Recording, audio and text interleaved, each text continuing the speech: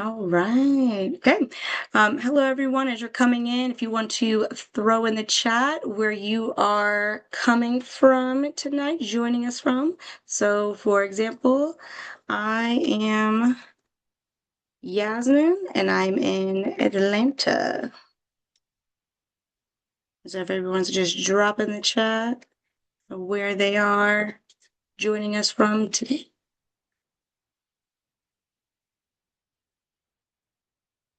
We will get started in a moment.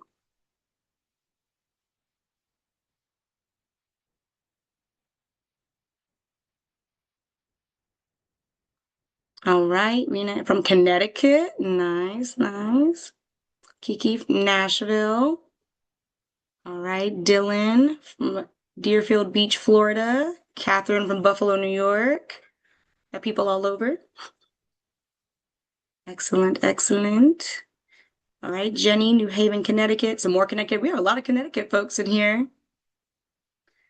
All right, shout out to Connecticut. Okay, Carol from Idaho. Thank you for joining. Erica from Michigan. Wonderful. All right. Okay, everybody, again, as you're joining in, just feel free to put where you are joining us from. And I am going to go ahead and kick it off. Well, welcome everyone. My name is Yasmin Forbes, and I serve as the lead curriculum specialist here at the National Council for History Education. Thank you for joining us for this evening's webinar, Combating Islamophobia and Anti-Arab Sentiment in Our Schools and Communities. Tonight, we will explore the weaponization of Islamophobia, understand its repercussions, and gain access to resources to help combat this dangerous rhetoric from educators to parents to community members. And guiding us on this journey are two amazing panelists. I will start by introducing Dave Serio. Dave is the curator of education at the Arab American National Museum. He holds a master's degree in Near Eastern Studies and Arabic from Wayne State University. He joined the museum in January of 2011. As an educator and public programmer, Dave conducts educational presentations and workshops both in person and online. He leads the planning and implementation of youth programs and cultural events such as the Surah Arts Academy, a youth photography program, and he is the curator of the Arab Film Festival and oversees all film programming at the museum. He proudly serves on the board of the Anton Art Center, Macomb County Pride, Friends of the Detroit Film Theater, and DAF. Dave identifies as a third-generation Arab American whose family comes from Lebanon. He dabbles a little in the film industry, is a proud cat dad of two, and is always up for a good political debate. And in addition, we are joined by Petra Al-Sufi. Petra is the Senior Outreach and Partnerships Manager at the Institute for Social Policy and Understanding, or ISPU. ISPU is a nonprofit applied research organization, provides objective research and education about American Muslims to support well-informed dialogue and decision-making. Petra's work at ISPU includes strengthening valued partnerships and creating new ones, ensuring ISPU's research reaches the public and critical stakeholders such as policymakers, community and interfaith leaders, media professionals, and educators. She has developed and conducted various trainings and programs, including briefings on Capitol Hill, researchers' convenings, major conference and media appearances, and subject area expert meetings on American Muslim communities. And so without further ado, I will hand it over to both Dave and Petra for our webinar on this important topic. Excellent. Thank you, Yasmin, for the warm introductions. Assalamu alaikum, everybody. Hello. Hope everybody's doing well, especially those of you in chilly areas, which is most of the country right now. We're really happy to be here and to be talking to you a bit about some really important topics, of course, revolving around Islamophobia and anti-Arab sentiments. I'm going to kick things off with just a really quick introduction to who we are at the Arab American National Museum, why we exist, and why we do the things that we do, and kind of give us more of a background as to Arab and Muslim. And while they do touch and connect, they're not exclusively the same term. They're not synonyms, right? So I'll kind of set the scene, and then I'll pass it over to my colleague Petra, who will take us through a bit more of the specifics. Before we get started, and questions for you to either think about in your mind, or if you feel comfortable to share in the chat, are two questions that Petra and I really want you to think about, and we would love to see your answers in the chat. Is two questions. One is, when have you seen Arabs and or Muslims in the media that we consume? And then, when have you seen Arabs and Muslims in school curriculum? So those are two questions we're kind of place here in the chat. We'd love to hear to see your answers. And while you think about those, or drop some answers into the chat, I'm going to go ahead and start my portion and share my screen and give us a little background on Arab Americans, kind of exactly what that term means and what part of the world we are talking about. I hope you can see my screen. We're going to jump into my portion as soon as my toolbar responds. There we go. Lovely. Okay, great. So we're going to talk really quickly about the Arab American National Museum, and then we'll kind of go forward. So the Arab American National Museum, just to give us some background, is the first and only museum of its kind in the entire country that is dedicated to uplifting and sharing the narratives of Arab Americans. The museum itself opened its doors May 5th, 2005. So we are, have been around for about 20 years. We are a touchstone that connects communities to Arab American culture and experiences. So for somebody who is a third or fourth generation Arab American like myself, the museum might hold a certain type of importance or necessity that might be a little bit different than somebody who is an immigrant that came a couple of days ago to the U.S., right? So we mean a lot of different things to a lot of different folks. So we see ourselves as this touchstone, or this organization that really helps to connect Arab Americans and non-Arab Americans to culture, experiences, so on and so forth. A little bit more about the museum. We are a very proud Smithsonian affiliate.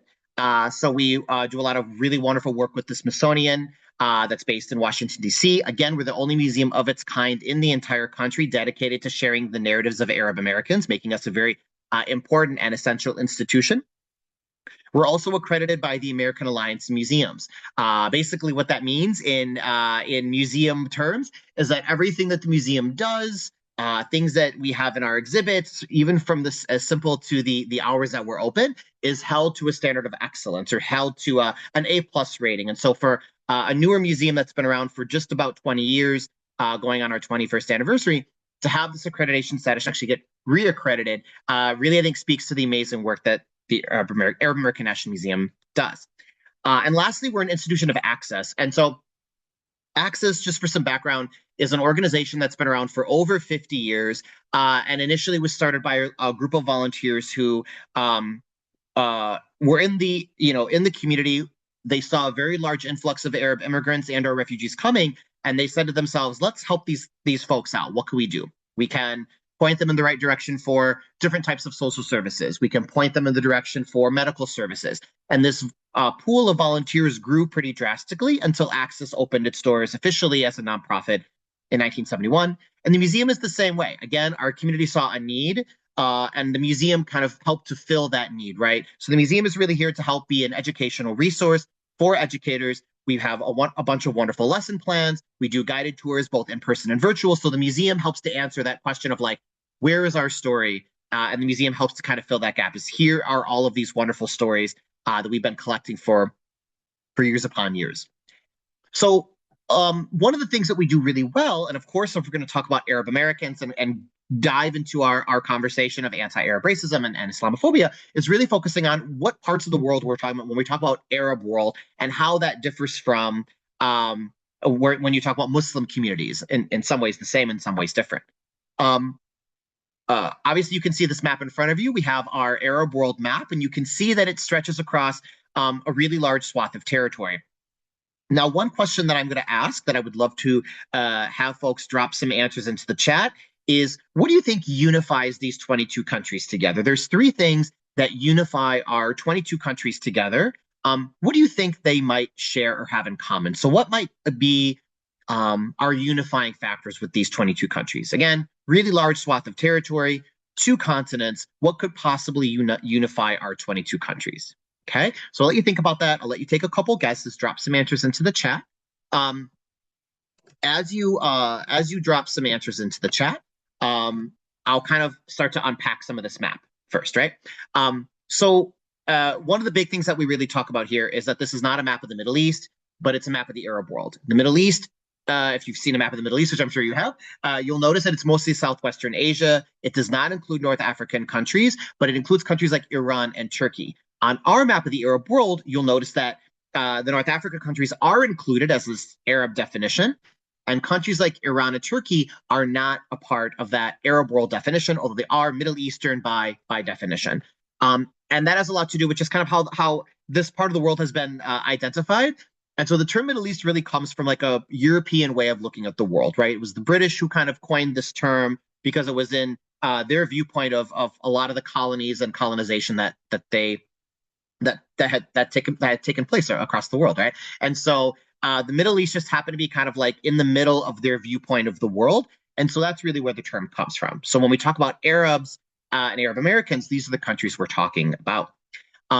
So I think there's a few answers into the chat. So we're seeing some really good answers here, and one of the reasons we do this is because these unifying factors are not always the most obvious, right? So, for example, our three major unifying factors is Arabic language. So all 22 countries have Arabic as their official language. Of course, there's many other languages and many dialects of Arabic all across the Arab world, but Arabic language is our unifying factor. Number two is a shared history and culture. So there's a shared historical and cultural connection between the 22 countries when we look at food, clothing, music, architecture, sports, so on and so forth. Again, there's a lot of diversity, just like there is with language. At the end of the day, these are 22 independent countries, but there is a general sense of shared culture and history. And then lastly is membership in the Arab League or the League of Arab States, if we're being a bit fancy. And so these are our three unifying factors. So our 22 countries are connected because of these unifying factors.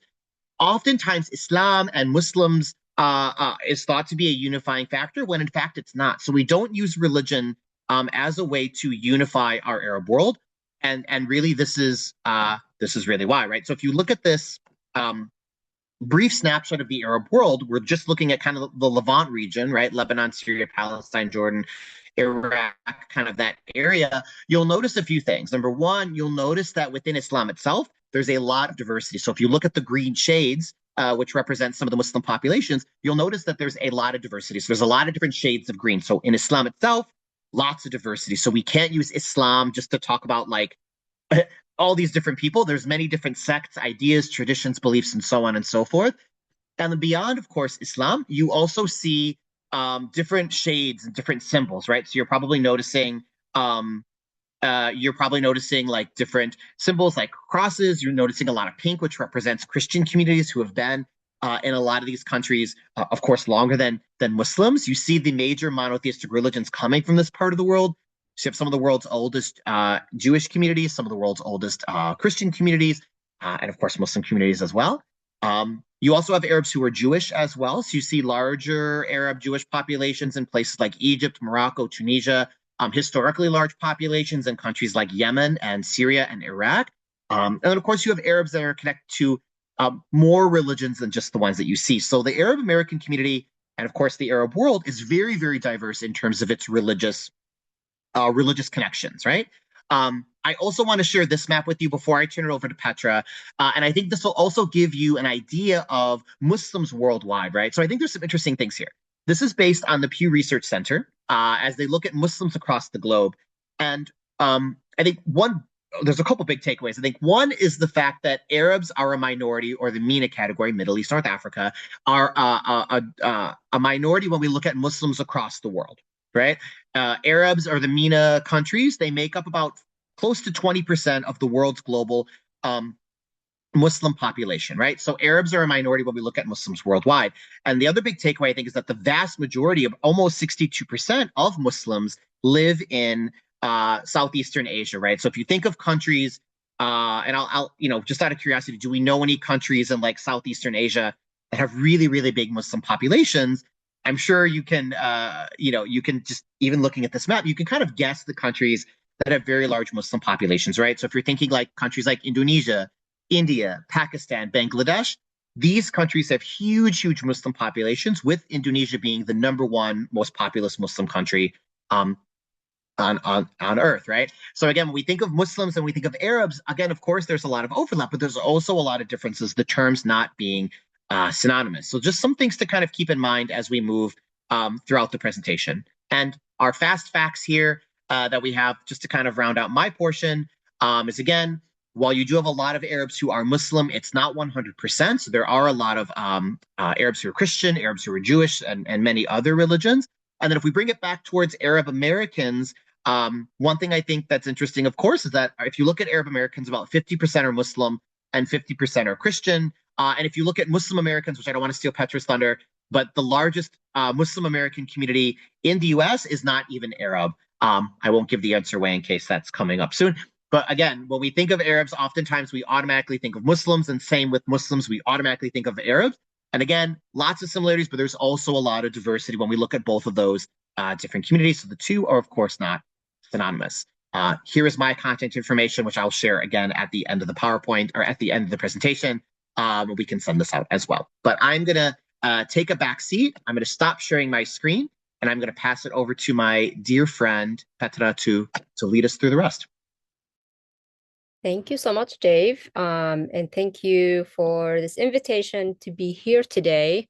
And thank you for everybody who joined us. I know you could probably be doing other things, but here you are learning with us. Please be patient with me as I share the screen, something that I do on a regular basis, but for some reason today it does not want to cooperate with me. So as Dave mentioned, one of the things that there's often an assumption about is the overlap or the connection between being Arab and being Muslim. It just happened that I am both. I am both Arab and Muslim. Muslim is my religious identity. Arab is my ethnic or racial identity. But as he mentioned, there's a lot of diversity both within the Arab world as well as within the Muslim world. And from the work that we do at ISPU, he shared some of the study from the Pew Research Center, which most of you are probably familiar with, that does research on public perception, especially with religious communities, but also the general public, and often include research on Muslims worldwide, as well as American Muslims. ISPU, but that study he shared, you will notice, is from 2010. At ISPU, one of the things that we do is we focus on American Muslims. So we're not looking at the Muslims worldwide, we're looking at American Muslims within the United States of America. So we're not even looking at Canadians or South Americans. The other thing that I want to point out before I go deep into today's presentation is, while there's a lot of differences in nuance between Arab identity and Muslim identity, one thing that does kind of bring them together is the impact of Islamophobia. And it's fitting that we're having this conversation today, because from our perspective, Islamophobia doesn't only impact American Muslims, impact those who are perceived to be Muslims, including Arabs who are of Christian or of other faith background, and those who are not even closely associated with being Arab or being Muslim. So that's, hence the importance here. But it's also important to kind of go into the nuance, especially when you're teaching. One of the things I want to highlight is I'm going to go through a lot of data very, very, very quickly. You're not going to absorb all of it, and that's okay. But it should give you an overall story or an overall picture of what we're talking about. And I invite you to spend more time with the resource afterward. The other thing that I'm going to ask you, that I'm going to be doing is anything that I'm sharing today, because I know one of the things that's lacking is resources for teachers. So anything that I'm sharing today, any of the reports that I mentioned are meant to be there for anyone to consume as a resource on American Muslims. So think about ways you could be incorporating this into conversations into your classrooms. And you will see that at the end of my presentation, I will go a little bit deeper into it, but that's a resource for you. All of our research is available online. One of the things I'm going to do is I'm going to combine a bunch of research that we have that look at Islamophobia broadly, but also deeply. And it is to move us from talking super, service level to go in a little bit deep. As Dave mentioned, we do research, or, as in the introduction was mentioned, we do research on American Muslims. We are also 20 years old, 21-year-old as an organization. There's a theme to a lot of the organizations that you're being exposed to. We all came about or were founded in 2001, 2002, as a result of what was needed during that time period.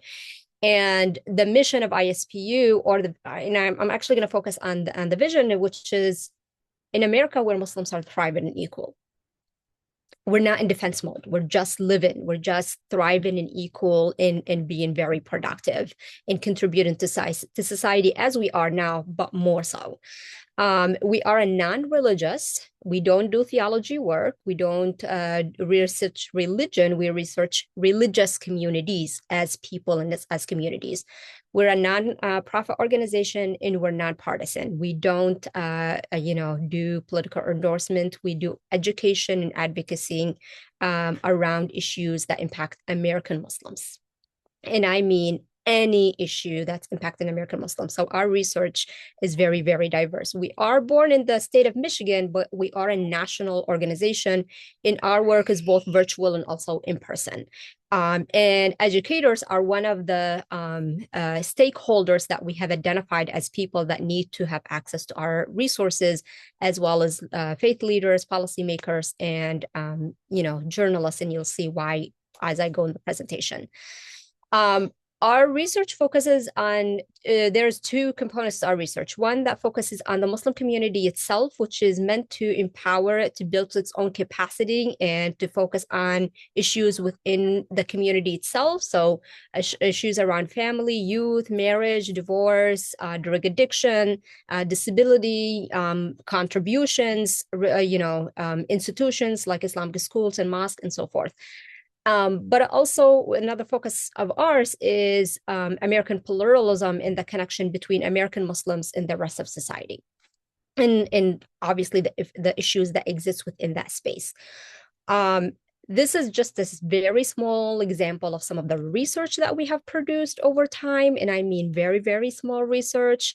This is some of the recent reports that we published within the last year. So end of 2024, in 2025, 5 major projects that were published, going everything from stereotypes on the screen, so looking at media representation, entertainment, to obviously elections, to looking at health equity, addressing health equity systemically within the state of Michigan.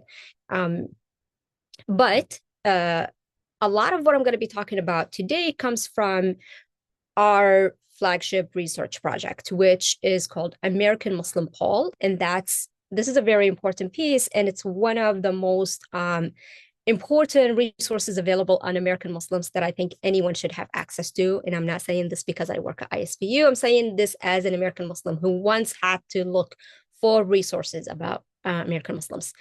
American Muslim Poll not only goes through the most rigorous methodology in the research world that exists. We call ourselves actually the Pew of the Muslim community because there is no one else doing what we're doing, looking at the American Muslim community this deeply. But it is also led by one of the most well-known methodologists, and someone who advises and conducts research for major organizations around the country. But American Muslim Poll looks at public perception or perception in support for, uh, general perception on any topic. So obviously we have certain topics that we consistently check on every year, but we also have new topics every year. And it looks at the general public. It looks at a representative sample, and this is very important, of the American public, the general public, but it also dive deeper into faith communities. So we have a representative sample of American Muslims, which you're not going to find anywhere else, American Jews, American Protestants, Catholics, white evangelicals, and then non-affiliates. And this is very important because it puts American Muslims within the religious landscape of this country, at least the monotheistic religious landscape. So for educators, when we're talking about American Muslims, it's easy for people to see how certain things are just applicable to them. The reality might be harsher if you're just only talking about one group. But if we're talking about religious communities altogether and the connections between them, then all of a sudden we have a better understanding of of the society that we live in and the issues and how religion and religiosity impact people's decisions. So that's a very long introduction. Now I'm going to go quick. Who are American Muslims? Again, there's so much more data on all of this. I'm just giving you a quick summary of all of that. Muslims are the most ethnically diverse faith community in the whole country. And here, a lot of my slides, you will see the comparison to the other faith communities that I mentioned. We don't only look like what America looks like today, but we look like what everybody's talking about, which is America 2050, America 2060, America, whatever in the future. Dave was talking about Arab American Muslims. They're only 12% of the American Muslim community. 28% of American Muslims are actually African American or Black. So think of the historical context, think of the, connection to Islamophobia, think of, trauma, think of all of that. So every data here is connected to so much more. American Muslims are also the youngest faith community in the US. 26% of American Muslims are between the ages of 18 and 24. So taxpayers, future families, future job market, you name it. The American Muslims are also one of the communities that tend to be on both ends of the socioeconomic spectrum. So we have American Muslims who are doing really, really well socioeconomically, but we also have a community that's a third of the community that lives at poverty. And again, think of that when you're thinking of your students, if all of these different identities are part of who they are, what does that do for them and how does that impact their experience and how does that impact how people interact with them? Going into Islamophobia and discrimination, this is just a general definition of what we mean by when we talk about Islamophobia. There's a lot of different pieces here. It's fear, it's prejudice, it's hatred that leads to sometimes provocation, hostility, intolerance. It impacts Muslims, impact those who are perceived to be Muslims. It could be anti-Muslim sentiment, it could be discrimination, hatred, and bigotry. Also, one other key component here is Muslims are a very racialized group. So racism in seeing Muslims as a racial category, not just a religious group, is also an important aspect of the experience with Islamophobia. Now, one of the tools that you could utilize when you're teaching around Islamophobia or when you should start introducing Islamophobia into your teaching is something that we developed with Georgetown, which is called the Islamophobia Index. The Islamophobia Index, we've been measuring that since 2016, and it looks at 5 tropes that we ask the general public. We ask people in our survey that are, nationally representative sample about their support for these 5 statements. And I do want you to take a minute and think about these statements. Most Muslims living in the US are prone to violence than others, more prone. They discriminate against women. They're hostile to the US. They're less civilized than other people. And they're partially responsible for acts of violence carried out by other groups. I wrote an op-ed with one of my colleagues that was published in Al Jazeera English, which we'll share as a resource later, that went through every single trope here during the election of Mamdawi. And we talked about, we pulled out so much from our research that dispel all of these stereotypes. But we measure this every year. Every time we're doing American Muslim poll, we measure it. Why are these 5 tropes? Obviously, there's so much more, but these specifically because they're connected, or a lot of other previous research have connected them to very specific anti-Muslim policies, as well as, discrimination against Muslims and other groups. Why should we all care about Islamophobia? Beside, it's the decent thing to do to care about something that's impacting a group of people. And you'll see here, it's actually the bottom of this graph for us.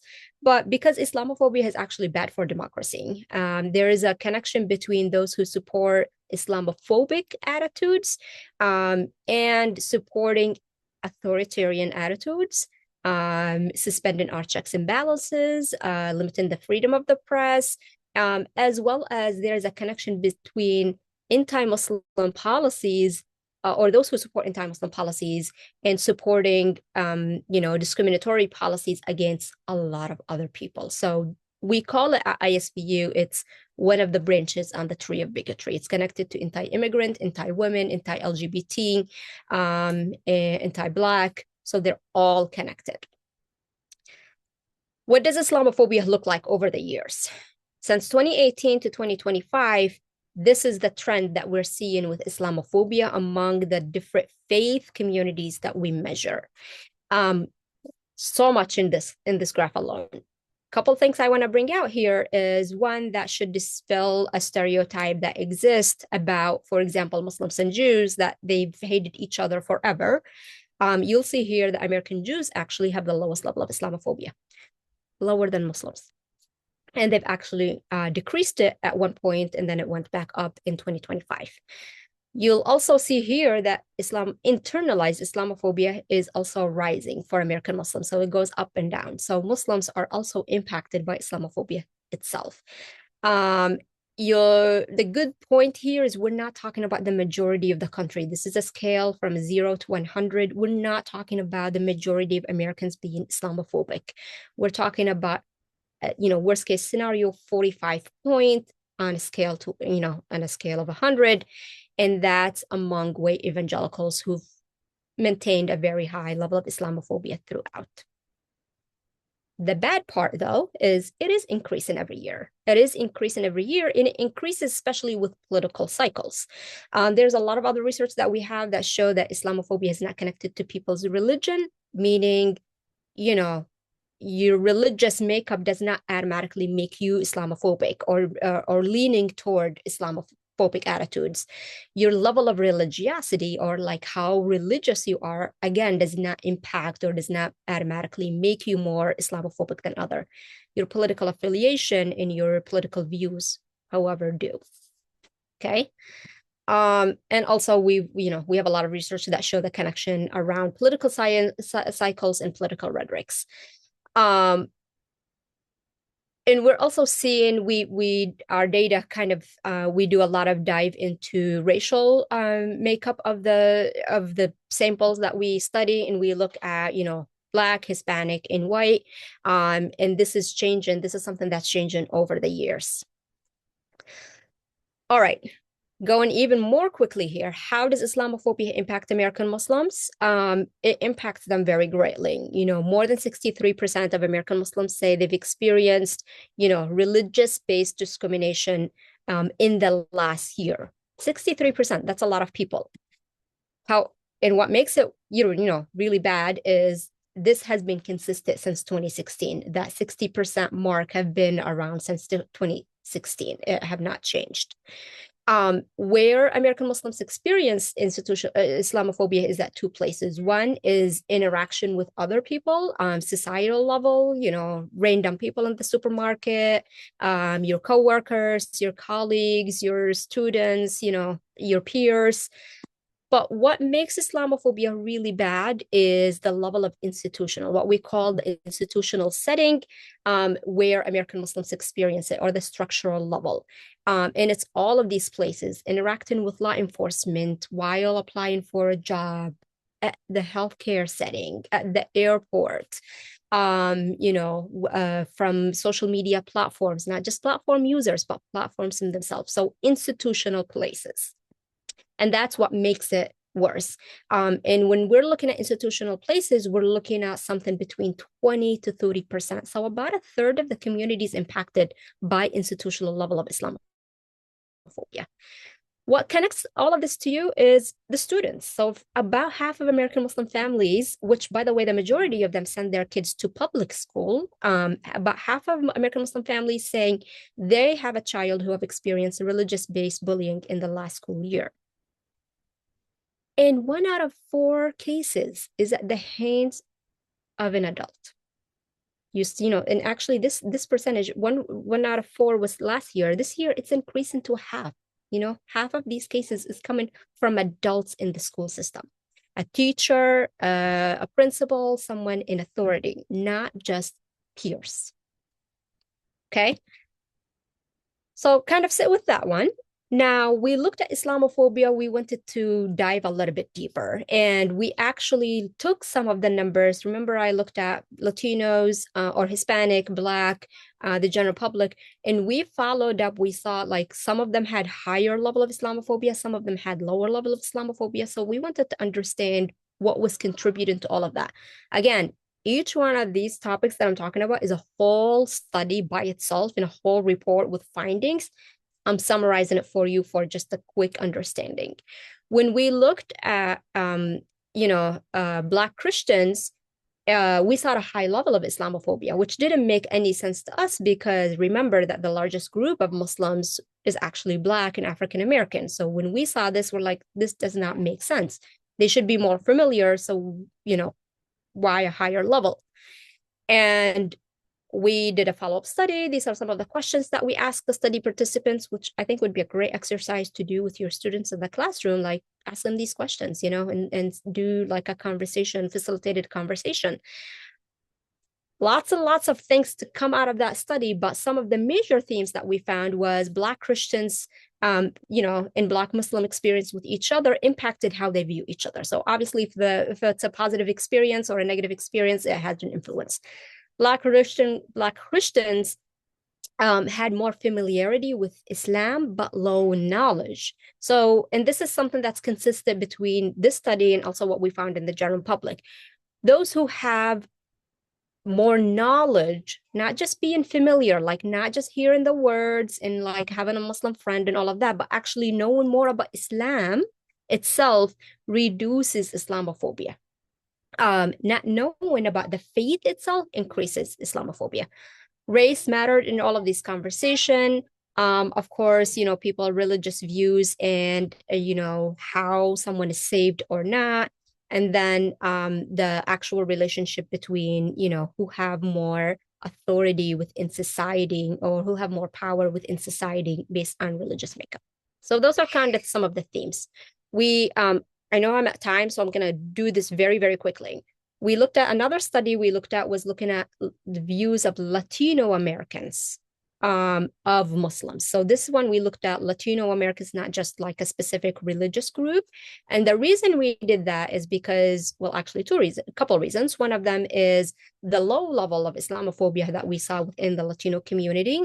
In the Hispanic community, and then the fact that this is the fastest growing community within the US, and it's also the fastest growing community within the religion of Islam within the US. So like more converts coming from Latino and Hispanic background. Again, so much, but some of the factors that contributed to lower level of Islamophobia, which think about the conversations you could create in your classroom about this. Factors were the commonality of experience and discrimination from general society. So that brought them together. The immigrant experience and the American dream also brought those communities together. The interaction with American Muslims, from different backgrounds. So again, the diversity in interacting with people. reduces people's level of Islamophobia, and then religion and religiosity as source of common positive. Both communities see in religion and religiosity as something positive. Things that didn't work or things that kept Islamophobia high was the perception that American Muslims are misogynistic. This is something that we're seeing with a lot of groups. It's the most common theme among all groups, that Muslims are somehow more misogynistic than other people. Stereotypes about Muslims being more violent. And then, of course, the other side to religion and religiosity, seeing, while that's a commonality and something that lowered Islamophobia, once people start to perceive that Muslims are more strict or their religion have more rules or legal system, then that became a point of higher Islamophobia. I'll wrap it here very quickly. Another study we looked at was Native American Muslims in indigenous stories. So Native American Muslims, that's rich. That's so rich. The themes that came out was the Muslim and the Native identities being very similar or having a lot of similarities, the similarities between the Native culture and Islam, the connection between the Palestinian struggle and the Native American struggle, and the connection between the two, and then of course the hopes and needs for both communities to kind of live in a better society. All of this is powered. Islamophobia is not an accident. It's not just there because people don't want to do better or because people are lazy or they're inherently racist or whatever, although there's a lot of that. Islamophobia, there are three major factors to Islamophobia. One, media plays a huge role in Islamophobia, because I could go through so many slides here, which I'm not going to go to for the sake of time, that show you the connection, the negative connection between how Muslims are portrayed in the media and what people are consuming. We're all consuming our information about each other from the news and from the entertainment media that we consume. And we're spending more than 20 hours a week just watching that. And when it comes to how Muslims in Islam are represented, they're represented worse than cancer and cocaine. So that's where we're getting our information. That's why Muslims are also impacted. We just published a recent study that looked at entertainment media and the positive and negative depiction of Muslims and its connection to not only anti-Muslim, but also anti-democratic policies, like literally requiring everyone to carry a national identity card at all times right now, allowing the government to record telephone calls. So like a lot of these policies, there's a lot more here. And there's a direct connection between having negative portrayal of Muslims and supporting those attitudes. The other place that Islamophobia comes from is there's a lot of money that is put into the Islamophobia industry that is represented in groups and organizations and people who claim to be experts on the Muslim community. And they impact what we all view of each other. And then the last thing that kind of fuels all of this is obviously political cycles and political rhetoric, where Muslims, just like a lot of other groups of people, are used during political cycles to be kind of the punching bags or the thing that we're going to make as, this is why we're doing what we're doing. This is why you need to elect me, because I need to save you from this boogeyman that's coming to ruin your culture and your country. The difference in using Muslims in a lot of other groups is sometimes we as a society come to the defense of other groups. We have not seen people come to call out and defend when politicians and people seeking office use Muslims in a derogatory way. We have not seen it to the point that it needs to be addressed. I'm going to end here with saying, even with all of this, Muslims are more likely than other groups to rate their religion as really important to their daily life. And this is no difference between American Muslims, young American Muslims, and older American Muslims, which make the young American Muslims so very different in this regard than their peers. So faith is very important to them. There's a lot of things that people could do to counter this Islamophobic narrative, which is center Muslim narratives and stories. Start with the resources that I'm sharing here.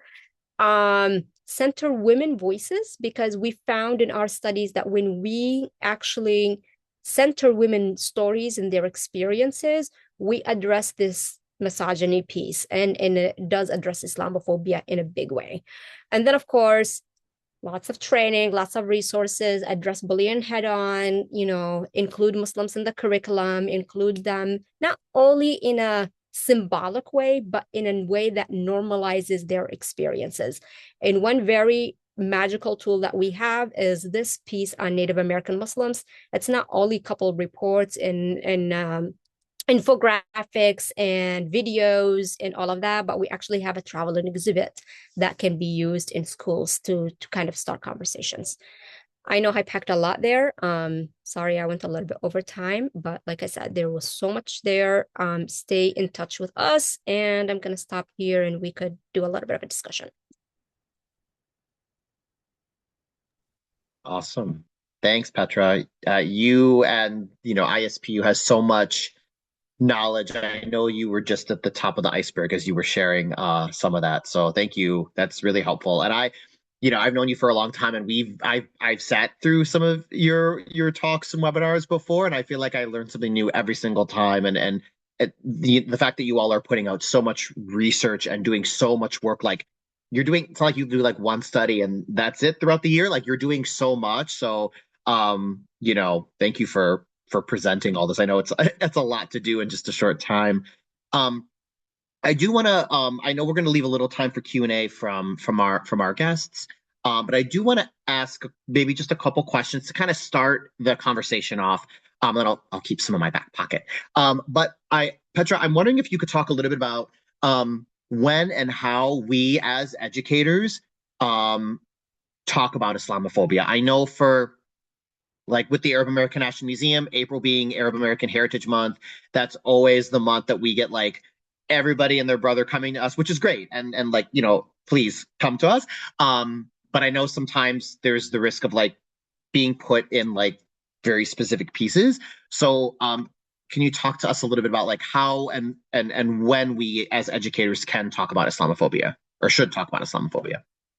Yeah, so I'll do it very quickly. So we should have been talking about Islamophobia like 20, 30 years ago, but we're here. And the reason for like honestly for me as an American Muslim, because it is touching on my life, but just as an American, because of the connection to all of the other things which we are seeing play right now in our hand. A lot of this is not new. A lot of it is we're able to go through it because we have allowed it to happen against American Muslims for so long.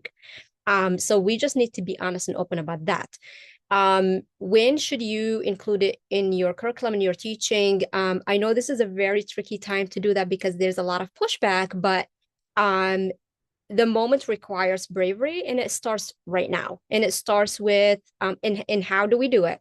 We do it through, I shared so much. So everything that I shared here is available on our website. There is a educator's toolkit that we have where we kind of pull a lot of resources for educators. I am working on pulling a lot of it into one document, which I'm hoping to share with you all. I just need like a day or two to kind of work through it because I have other presentations, but I wanted to pull all of that for you in one place. Start with the resources that are available. Our previous executive director of research used to say, our data speaks for all the Muslims who are not going to be able to be in the room. So it speaks for the people who are not represented. So obviously you have Muslims who are speaking from their experiences and speaking on behalf of the community. You have a lot of people who are also claiming to be experts to speak on our community. But the data is the data. The data is facts. It's not my opinion. I could share my personal story and there will be 5 people who will be sympathetic and, come and tell me how amazing and brave and all of that, and then do nothing about it. And then I will have someone who is going to argue with me and saying, like, literally, like, no, you're still oppressed because of this, just regarding everything that I shared about myself.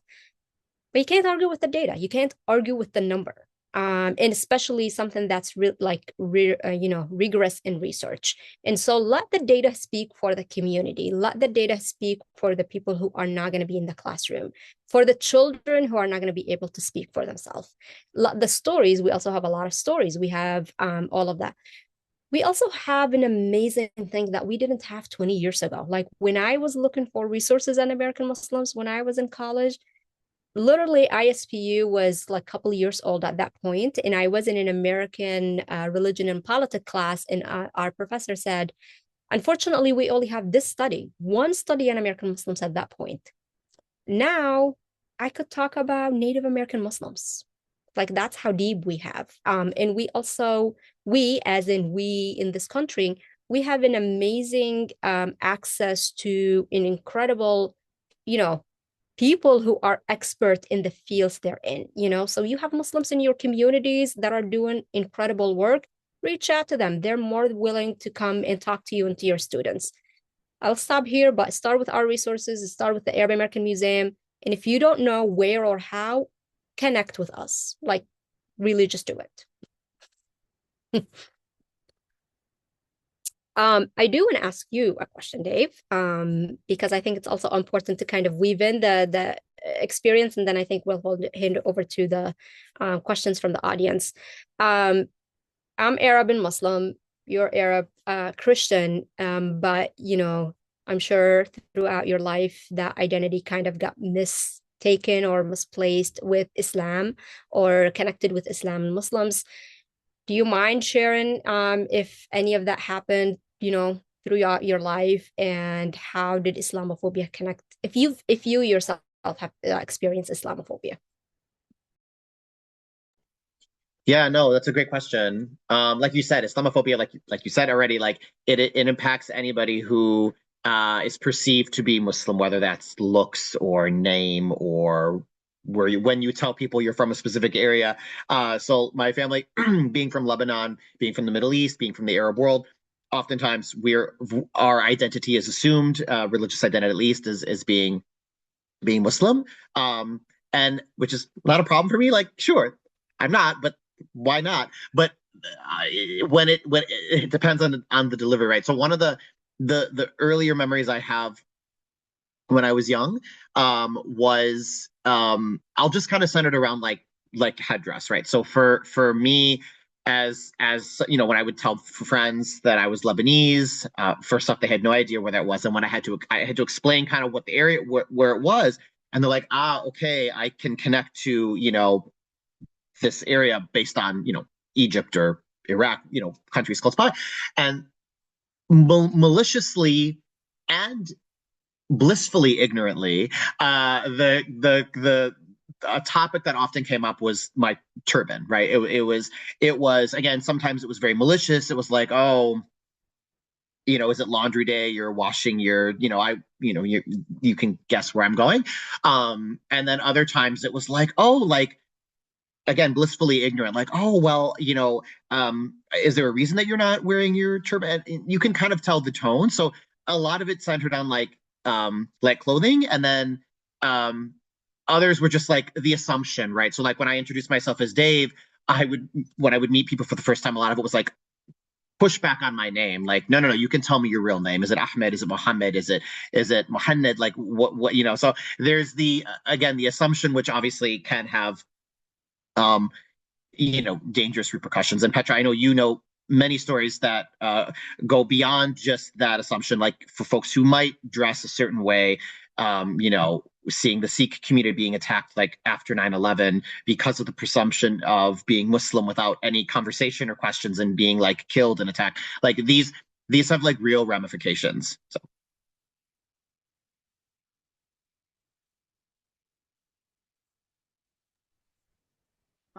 Hi, thank you. Thank you both. It was so enlightening and enriching. I'm sure everybody on this call also feels the same. But we do want to turn it to you all. Do you have any questions for Petra or Dave? We have one that says, what is the best way to combat misconceptions of Islam in school curriculums?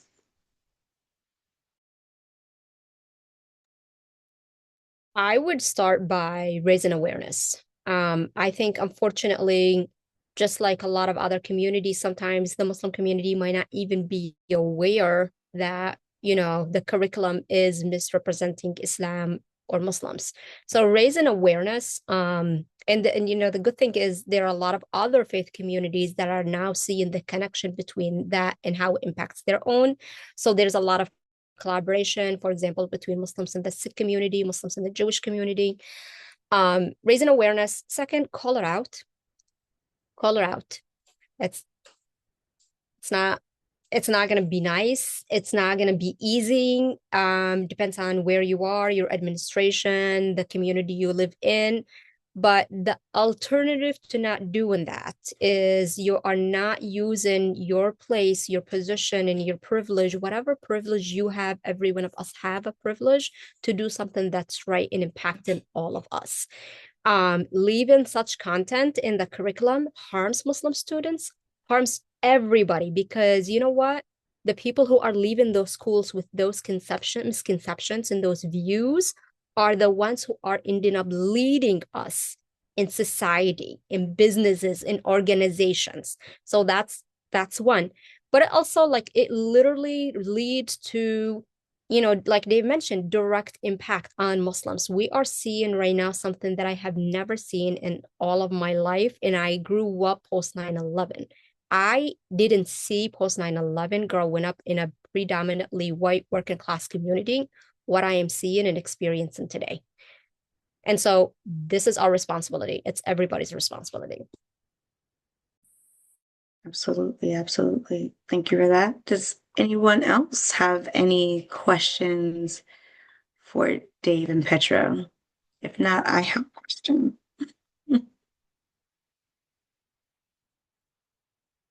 We'll see if anything pops in. But I do have a question, kind of like a takeaway essentially. So if participants, the people that are here tonight, if they could take one action that they could implement immediately after this webinar, what should that be?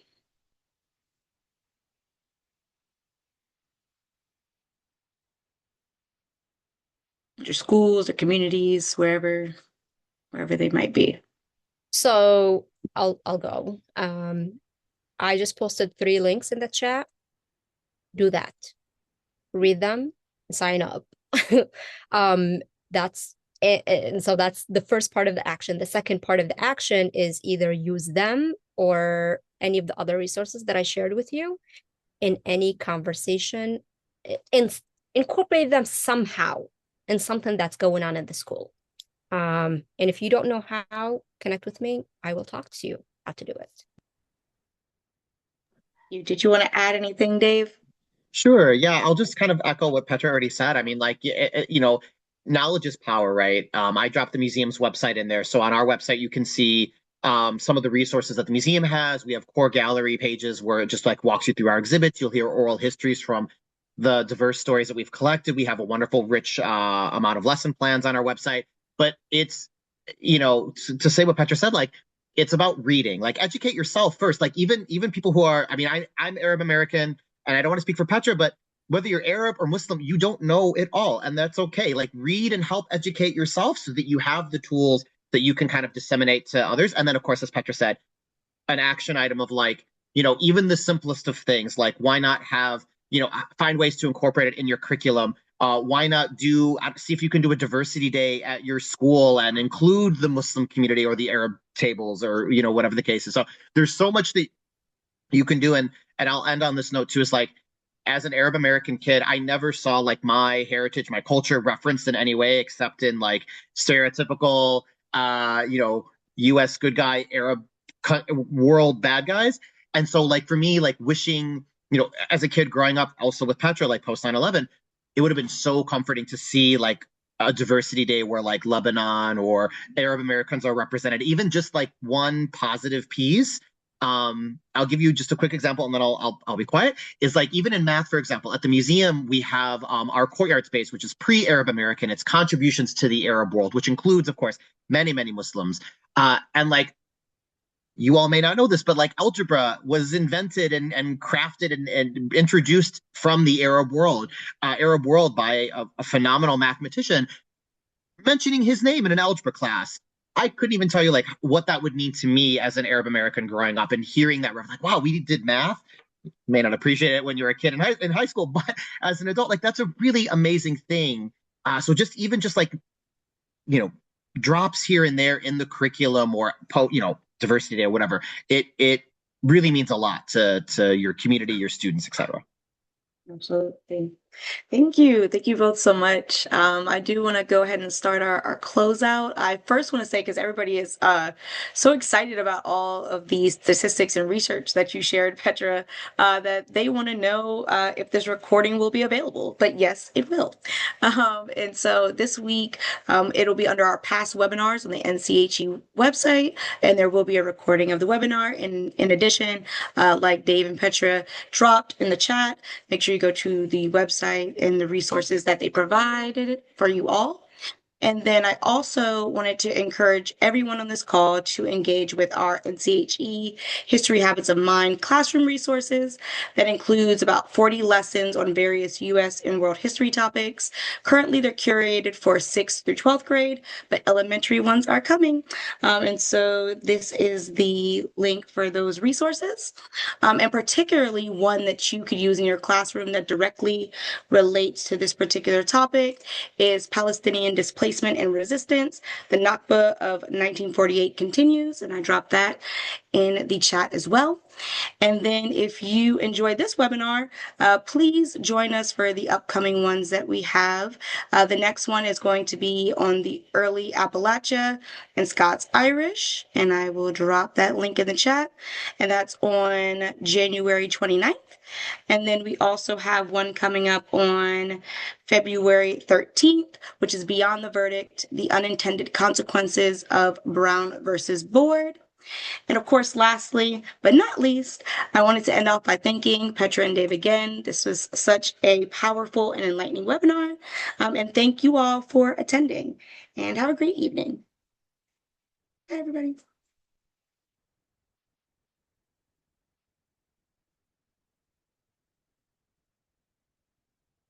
Choo, choo, choo.